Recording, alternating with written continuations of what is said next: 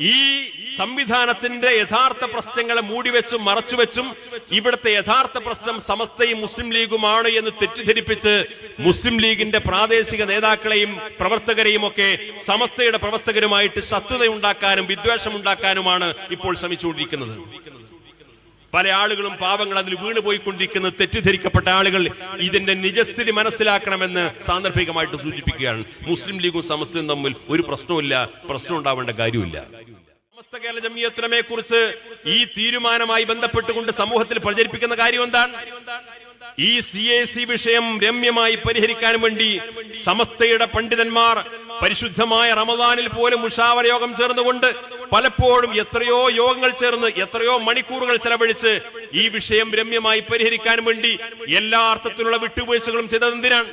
കുറെ സ്ഥാപനങ്ങൾ കിട്ടാൻ വേണ്ടിയിട്ടുള്ള ആഗ്രഹം കൊണ്ടല്ല, കുറെ സ്ഥാപനങ്ങൾ ഇനിയും സമസ്തയുടെ ഭാഗമായി നിൽക്കണം താല്പര്യം ഉണ്ടായത് കൊണ്ടല്ല, സ്ഥാപനങ്ങളുടെ താല്പര്യം കൊണ്ടായിരുന്നെങ്കിൽ ഇതൊന്നും ചെയ്യേണ്ട ആവശ്യമില്ല. കാരണം എന്താണ്? CACയുടെ കഴിഞ്ഞ ദിവസം എറണാകുളത്ത് നടന്ന അവരുടെ സമ്മേളനത്തിൽ വെച്ചുകൊണ്ട് അവരുടെ ഉത്തരവാദപ്പെട്ട ആൾ തന്നെ പ്രസംഗിച്ചത് എന്താണ്? ഈ 2 ആഴ്ച മുമ്പ് എറണാകുളത്ത് അവരുടെ സമ്മേളനത്തിൽ അവർ ഉത്തരവാദപ്പെട്ട ആളെന്താ പ്രസംഗിച്ചത്? അദ്ദേഹം പറഞ്ഞു CACക്ക് 150-ലധികം സ്ഥാപനങ്ങൾ ഉണ്ടായിരുന്നു, അതിന്റെ കീഴിൽ 150-ലധികം സ്ഥാപനങ്ങൾ ഉണ്ടായിരുന്നു. ഇപ്പോൾ 54 സ്ഥാപനങ്ങളാണുള്ളത്. ഇപ്പോൾ 54 സ്ഥാപനങ്ങളാണുള്ളത്. സമസ്ത കേരള ജംഇയ്യത്ത് ഉലമ ഒരു സൂചന നൽകിയപ്പോഴേക്ക്, സമസ്ത കേരള ജംഇയ്യത്ത് ഉലമ ഈ സംവിധാനത്തെ കുറിച്ച് സൂചന നൽകിയപ്പോഴേക്ക് 150-ൽ 54 സ്ഥാപനങ്ങൾ മാത്രമായി അവശേഷിക്കുന്ന ഒരു ഘട്ടം വന്നാൽ സ്ഥാപനങ്ങളെ കൂട്ടിപ്പിടിക്കാൻ വേണ്ടി സമസ്ത ചർച്ചയ്ക്ക് പോകേണ്ട ആവശ്യമില്ല. പക്ഷേ ഈ സംവിധാനം നിലനിൽക്കണം. ഈ സംവിധാനത്തിലെ തെറ്റുകൾ തിരുത്തി നല്ല രീതിയിൽ നമ്മുടെ വിദ്യാർത്ഥികൾക്ക് പഠിക്കാൻ അവസരം സൃഷ്ടിക്കാൻ വേണ്ടിയിട്ടുള്ള വിട്ടുവീഴ്ച മനോഭാവത്തോടു കൂടിയാണ് ഈ ചർച്ചയിലുടനീളം നമ്മുടെ നേതാക്കൾ സമീപിച്ചത്. പക്ഷേ പരസ്യമായി വീണ്ടും വീണ്ടും ധിക്കാരത്തിന്റെയും ദാക്ഷ്യത്തിന്റെയും സമീപനങ്ങളാണ് മറുഭാഗത്തുണ്ടായത്. ഇതൊരിക്കലും നല്ല രീതിയിൽ മുന്നോട്ട് പോകുന്ന ലക്ഷണമില്ല എന്ന് കൃത്യമായിട്ട് കണ്ടപ്പോഴാണ് അവസാനം സമസ്ത കേരള ജംഇയ്യത്ത് ഉലമയുടെ കേന്ദ്ര മുഷാവറ ഈ ചർച്ചയുടെ നാൾവഴികളെല്ലാം വിശദീകരിച്ചുകൊണ്ട് പറഞ്ഞു, ഈ സംവിധാനവുമായിട്ട് ഇനി സമസ്ത കേരള ജംഇയ്യത്ത് ഉലമക്ക് ബന്ധമില്ല. അത് സമസ്തയുടെ മുഷാവറ യോഗം ചേർന്നുകൊണ്ട് ഔദ്യോഗികമായി പ്രഖ്യാപിച്ചു. പത്രത്തിൽ അതിന് റിലീസ് വന്നു. ഇപ്പോൾ ചില ആൾക്കാർ പറയുന്നുണ്ട് സമസ്ത അങ്ങനെ തീരുമാനിച്ചിട്ടൊന്നുമില്ല. സമസ്ത മുഷാവറ തീരുമാനിച്ചിട്ടുണ്ട്, അതിന്റെ ഔദ്യോഗിക പ്രഖ്യാപനം വന്നിട്ടുണ്ട്. നമ്മുടെ ഉത്തരവാദപ്പെട്ട പണ്ഡിതന്മാരും നേതാക്കന്മാരും ഒക്കെ ആ മുഷാവറയുടെ തീരുമാനം കൃത്യമായിട്ട് സമൂഹത്തിൽ വിശദീകരിച്ചുകൊണ്ടിരിക്കുന്നുണ്ട്. ഈ തീരുമാനം പ്രഖ്യാപിക്കപ്പെട്ടപ്പോഴാണ് അതിനേക്കാൾ വളരെ കൗതുകരമായ കാര്യം, പിറ്റേ ദിവസം ഈ സംവിധാനത്തിന് നേതൃത്വം കൊടുക്കുന്നയാൾ മലപ്പുറത്ത് വാർത്താ സമ്മേളനം നടത്തിയിട്ട് പറയാണ്, അത്ര കാലം പറഞ്ഞിരുന്നത് ഞാൻ സമസ്തക്കാരനാണ്, ഞാൻ സുന്നത്ത് ജമാഅത്തുകാരനാണ്, ഞാൻ സമസ്തയിൽ അഭിമാനം കൊള്ളുന്നവനാണ്, എന്നെ ആര് സമസ്തയിൽ നിന്ന് പുറത്താക്കിയാലും ഞാൻ സമസ്തക്കാരനാണ് എന്ന് പറഞ്ഞ ആള് സമസ്ത മുഷാവർ അന്തിമമായി തീരുമാനമെടുത്തപ്പോ പിറ്റേ ദിവസം മലപ്പുറത്ത് പ്രസ് ക്ലബിൽ വന്നിട്ട് പറയാണ് സമസ്തയെ ശുദ്ധീകരിക്കണം, സമസ്തന്റെ ഡ്രൈവർ മാറണം, സമസ്ത ഒരു യാഥാസ്ഥിക സംഘടനയാണ്. ഇങ്ങനെ ഇവിടുത്തെ ജമാഅത്തെ ഇസ്ലാമിക്കാരനും മുജാഹിദുകാരനും ഒക്കെ സമസ്തയെ കുറിച്ച് സുന്നി പണ്ഡിതന്മാരെ കുറിച്ച് ഉപയോഗിക്കുന്ന അതേ വാചകങ്ങൾ ഉപയോഗിച്ചുകൊണ്ടാണ് സമസ്ത കേരള ജംഇയ്യത്ത് ഉലമക്കെതിരെ ഇപ്പോൾ വ്യാപകമായി അവർ പ്രചാരണം തുടങ്ങിയത്. സ്വാഭാവികമായും എന്താണ് ഈ സംവിധാനവുമായി ബന്ധപ്പെട്ടുകൊണ്ട് സമസ്ത കേരള ജംഇയ്യത്ത് ഉലമ ഈ സമൂഹത്തിൽ ചെയ്തത്, ഇതിന്റെ നടപടിക്രമങ്ങൾ എന്തായിരുന്നുവെന്ന് എന്റെ പ്രിയപ്പെട്ട സാധാരണക്കാരായ സംഘടനാ പ്രവർത്തകർ, മഹല്ല് ഭാരവാഹികൾ, നാട്ടിലെ പൗരപ്രമുഖർ എല്ലാവരും മനസ്സിലാക്കണം. ഇതൊരു സ്വാഭാവികമായ നടപടിക്രമമാണ്. ഈ സ്വാഭാവികമായ നടപടിക്രമങ്ങളെ മറച്ചുവെച്ചുകൊണ്ട് വ്യാപകമായി ഇവിടെ തെറ്റിദ്ധരിപ്പിച്ചുകൊണ്ടിരിക്കുന്ന എന്താണ്? ഒരുപാട് ഫേക്ക് അക്കൗണ്ടുകളിലൂടെ, സോഷ്യൽ മീഡിയകളിലൂടെ, വാട്സപ്പ് ഗ്രൂപ്പുകളിലൂടെ, അതേപോലെ ഫേസ്ബുക്കുകളിലൂടെ ഒക്കെ കള്ളപ്രചരണം നടത്തിക്കൊണ്ടിരിക്കുകയാണ്. ഇവിടെ നടന്നുകൊണ്ടിരിക്കുന്ന ഏറ്റവും വലിയ പ്രശ്നം എന്താണ്? ഇവിടെ സമസ്തയും മുസ്ലിം ലീഗും തമ്മിൽ വലിയ പ്രശ്നമാണ്. ഇവിടെ സമസ്തയും മുസ്ലിം ലീഗും തമ്മിൽ വലിയ പ്രശ്നമാണ്. ഈ വഴിതെറ്റി സഞ്ചരിച്ചുകൊണ്ടിരിക്കുന്ന ആളെ നേർവഴിയിലാക്കാൻ വേണ്ടിയിട്ട് ചർച്ച നടത്തിയത് മുഴുവൻ സമസ്തയും മുസ്ലിം ലീഗുമാണ്.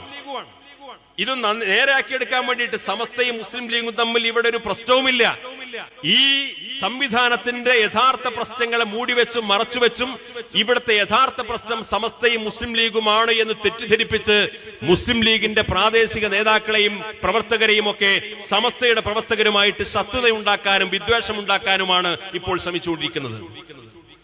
പല ആളുകളും പാവങ്ങൾ അതിൽ വീണുപോയിക്കൊണ്ടിരിക്കുന്നത് തെറ്റിദ്ധരിക്കപ്പെട്ട ആളുകൾ ഇതിന്റെ നിജസ്ഥിതി മനസ്സിലാക്കണമെന്ന് സാന്ദർഭികമായിട്ട് സൂചിപ്പിക്കുകയാണ്. മുസ്ലിം ലീഗും സമസ്തയും തമ്മിൽ ഒരു പ്രശ്നമില്ല, പ്രശ്നം ഉണ്ടാവേണ്ട കാര്യമില്ല.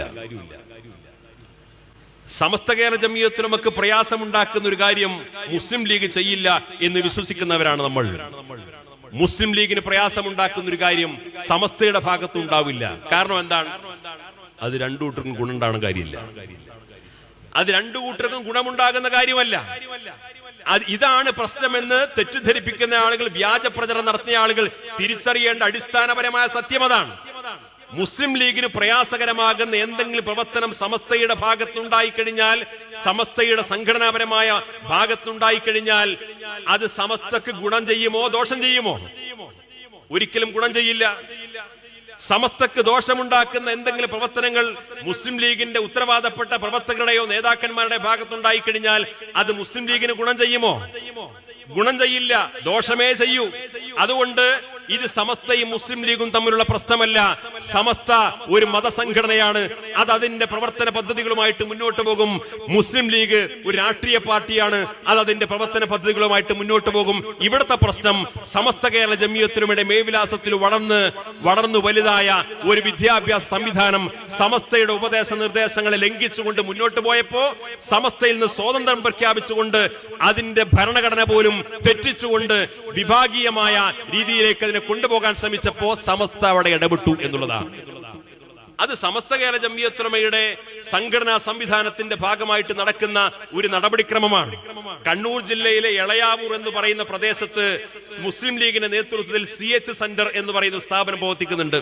CH സെന്ററിനെ ഞാൻ വിശദീകരിക്കേണ്ട ആവശ്യമില്ലല്ലോ. കേരളത്തിൽ ആതുര സേവന മേഖലയിൽ എല്ലാ രാഷ്ട്രീയ പാർട്ടികളെയും കവച്ചു വെച്ചുകൊണ്ട് നടത്തുന്ന ഏറ്റവും മനോഹരമായ ആതുര സേവന പദ്ധതിയാണ് CH സെന്റർ നടത്തിക്കൊണ്ടിരിക്കുന്നത്.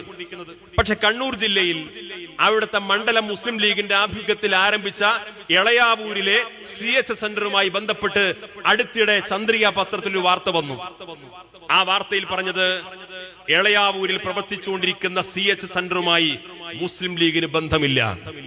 ഇനി മുസ്ലിം ലീഗ് പ്രവർത്തകർ അതിനെ സഹായിക്കേണ്ടതില്ല, സംഭാവന നൽകേണ്ടതില്ല. എന്താ കാരണം പറഞ്ഞത്? മുസ്ലിം ലീഗിന്റെ ഉപദേശ നിർദ്ദേശങ്ങളും നിയന്ത്രണങ്ങളെയും ലംഘിച്ചുകൊണ്ട് സ്വതന്ത്രമായ സ്വഭാവത്തിൽ പാർട്ടിയുടെ ഉപദേശങ്ങളെയും നിയമങ്ങളെയും ലംഘിച്ചുകൊണ്ടാണ് ആ സംവിധാനം മുന്നോട്ട് പോയിക്കൊണ്ടിരിക്കുന്നത്. അതുകൊണ്ട് അതുമായി പാർട്ടിക്ക് ബന്ധമില്ല, പാർട്ടി പ്രവർത്തകർ അതുമായിട്ട് സഹകരിക്കാൻ പാടില്ല, സംഭാവന കൊടുക്കാൻ പാടില്ല എന്ന് പാർട്ടി പറഞ്ഞതാൽ എന്താ ഇതിന് താല്പര്യം? അത് പാർട്ടി നിർവഹിക്കുന്ന സംഘടനാപരമായ ഒരു നടപടിക്രമമാണ്. അതേ പരിപാടിയാണ് സമസ്ത ഇതുമായി ബന്ധപ്പെട്ട വിഷയത്തിലും ഇവിടെ ചെയ്തിട്ടുള്ളത്. ഇതെല്ലാവരും മനസ്സിലാക്കുകയും ഉൾക്കൊള്ളുകയും ചെയ്യുക എന്നല്ലാതെ ഇതിന്റെ യഥാർത്ഥ പ്രശ്നങ്ങളെ മൂടിവെച്ചുകൊണ്ട് ഈ രണ്ട് സംഘടനകളും തമ്മിലാണ് പ്രശ്നമെന്ന് വരുത്തി തീർത്ത് ഇവിടെ പല ആളുകളും മഹല്ലുകളിലും മദ്രസകളിലും സ്ഥാപനങ്ങളിലൊക്കെ കുഴപ്പമുണ്ടാക്കാൻ വേണ്ടി ശ്രമിച്ചുകൊണ്ടിരിക്കുന്നുണ്ട്. ആര് കുഴപ്പമുണ്ടാക്കിയാലും എല്ലാവരും തിരിച്ചറിയേണ്ട ഒരു കാര്യം, സമസ്ത കേരള ജമിയത്തുലമ ഈ സമസ്ത കേരള ജമിയത്തുലമയുടെ കീഴിൽ ഇത്ര മഹല്ലുണ്ടാകുന്ന ആർക്കും എഴുതി ഒപ്പിട്ട് കൊടുത്തിട്ടില്ല, ഇത്ര മദ്രസ ഉണ്ടാകുന്ന ആർക്കും എഴുതി ഒപ്പിട്ട് കൊടുത്തിട്ടില്ല. സമസ്ത കേരള ജമിയത്തുലമയെ കുറിച്ച് നേരത്തെ ബഹുമാനായ മുഷാവർ അംഗം ഉസ്താദ് സലാം ബാക്കി ഇവിടെ സൂചിപ്പിച്ചു. സമസ്തയുടെ ഉദ്ദേശ ലക്ഷ്യങ്ങൾ എന്ന് പറഞ്ഞാൽ അഹ്ലുസ് സുന്നത്ത് വൽ ജമാഅയുടെ ആശയാദർശങ്ങൾ പ്രചരിപ്പിക്കലും പഠിപ്പിക്കലും അത് സമൂഹത്തിൽ ബോധവൽക്കരിക്കലുമാണ്. അതിന് സമസ്തയുടെ എല്ലാ സംഘടനാ സംവിധാനങ്ങളും ഉപയോഗപ്പെടുത്തും. ആ സംഘടനാ സംവിധാനങ്ങൾ ഉപയോഗപ്പെടുത്തരുത് എന്ന് വന്നു കഴിഞ്ഞാൽ ഈ സംഘടനയ്ക്ക് പ്രസക്തിയില്ല. അതുകൊണ്ട് ഈ സംഘടനയുടെ അടിസ്ഥാനപരമായ ലക്ഷ്യവും അജണ്ടയുമാണ് ഈ ദൗത്യം നിർവഹിക്കുക. അത് സമസ്തയുടെ ഭാഗമായി പ്രവർത്തിക്കുന്ന വിദ്യാഭ്യാസ സ്ഥാപനങ്ങളിൽ ഉണ്ടാവണം, അത് സമസ്തയുടെ ഭാഗമായി പ്രവർത്തിക്കുന്ന എല്ലാ മഹല്ലുകളിൽ ഉണ്ടാകണം, അത് സമസ്തയുടെ ഭാഗമായി പ്രവർത്തിക്കുന്ന എല്ലാ സംരംഭങ്ങളിലും ഉണ്ടാകണം. അല്ലാതെ ഇന്ന് നരേന്ദ്രമോദി ഭരിച്ചുകൊണ്ടിരിക്കുകയാണ്, ഏക സിവിൽ കോഡ് തുടങ്ങിയിട്ടുണ്ട്, വഖഫ് ബോർഡ് ഭേദഗതി ചെയ്യാൻ തുടങ്ങിയിട്ടുണ്ട്, ഇപ്പൊ ഈ സുന്നി മുജാഹിദും ജമാഅത്തും പറയേണ്ട സമയമല്ല എന്ന് പറഞ്ഞുകൊണ്ട് ഒരു സങ്കര സംസ്കാരം രൂപപ്പെടുത്തിയെടുക്കാൻ വേണ്ടി ആരെങ്കിലും ശ്രമിക്കുന്നുണ്ടെങ്കിൽ ആ സങ്കര സംസ്കാരത്തോട് രാജിയാവാൻ സമസ്തയുടെ പ്രവർത്തകരെ കിട്ടില്ല എന്ന് ഈ സമൂഹത്തെ ബോധ്യപ്പെടുത്തണം.